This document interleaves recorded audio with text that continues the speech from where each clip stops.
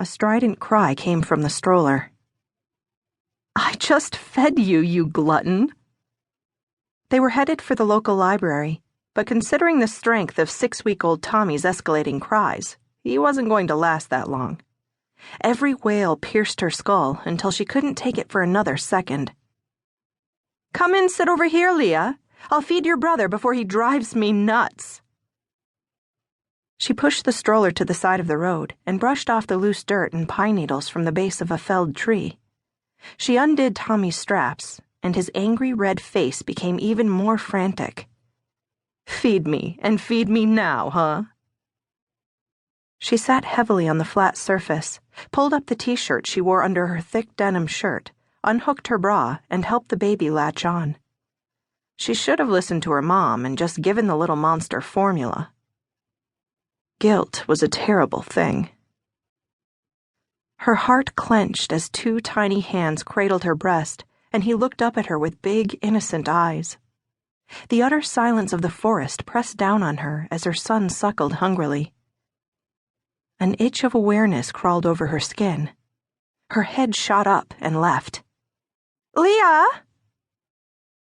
She craned her neck as far as she could without standing. "Are you playing hide-and-seek, baby? Because Mommy can't come and find you right now. Just give me 2 minutes." How often she had said those words to her patient little angel over the past few weeks. She pressed her lips into a tight line.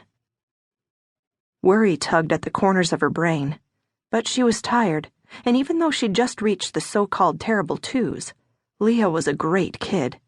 She wouldn't go far. Tommy suckled some more. His warm contentment made her drowsy. The first lick of panic hit out of nowhere, and she snapped upright. There were cougars as well as bears out here. "Leah? Leah! Come back here right now!" She stood, Tommy fussing as she headed into the brush where she'd last seen her little girl. Had she fallen and hurt herself?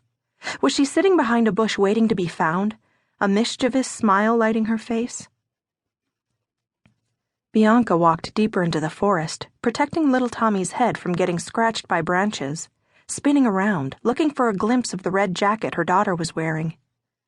Tommy started to bawl against her shoulder, and she cradled his head, trying to hold him securely, as an icy wave of desperation sliced its way down her spine. "Leah!" She made her voice sing-songy, even though she wanted to shriek. "Sweetie, come to Mommy. We have to go to the library now.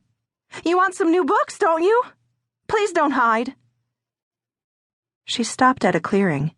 It was empty and the leaves were undisturbed. No one had come this way.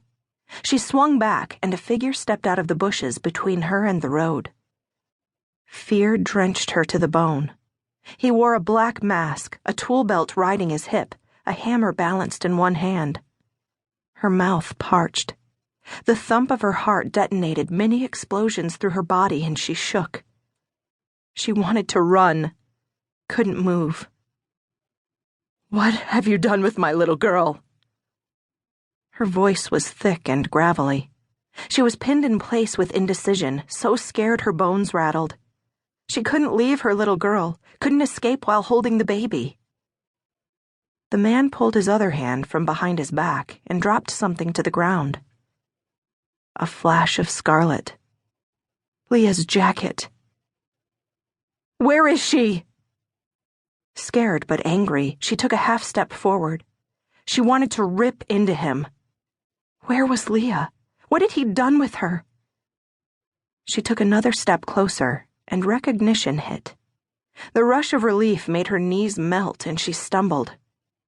Relief, regret, rage. Why was he wearing that stupid mask? How dare he try to scare her like this? "Where is she?" Birds flapped out of trees, a short burst of startled feathers. He said nothing, and she huffed out a confused breath. Why didn't he speak? She didn't understand.